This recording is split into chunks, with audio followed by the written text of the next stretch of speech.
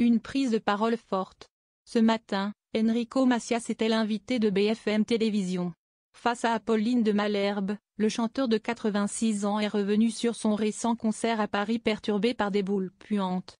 Pour l'interprète du mendiant de l'amour, il s'agit là d'une menace certaine. Ces boules puantes, ça m'a rappelé le Bataclan en 2015.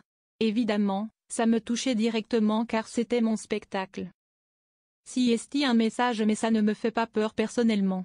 J'ai peur pour mon public. Si est pour ça que je voudrais qu'il y ait une sécurité très forte pour qu'il n'y ait pas quelque chose de grave qui arrive dans mes spectacles.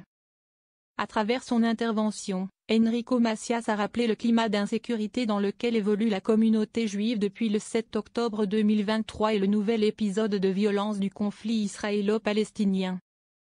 Pour l'artiste, la tolérance est abîmée en ce moment, même quand on n'est pas tolérant vis-à-vis des musulmans, on les confond avec les islamistes. Si est très dur de faire ça. Et celui qui a toujours chanté l'espoir et le vivre ensemble reconnaît qu'il vit une période difficile. Quand vous avez l'expérience de moments difficiles comme des tragédies, de perte d'êtres chers. Il y a toujours en nous un espoir. Si est l'instinct de conservation. Si est alors qu'Enrico Macias s'est mis à fondre en larmes en pleine émission, lorsqu'a été évoquée sa foi, vous savez, quand je partirai, j'aimerais qu'on dise ça de moi. Cette fois, je ne veux pas la perdre jusqu'à mon dernier souffle. Parce que je suis écouté par beaucoup de gens.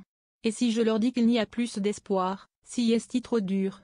Réconforté par Apolline de Malherbe, surprise de le voir aussi ému, Enrico Macias veut avoir toujours de l'espoir, je le garde. Pas pour moi, mais pour tout le monde.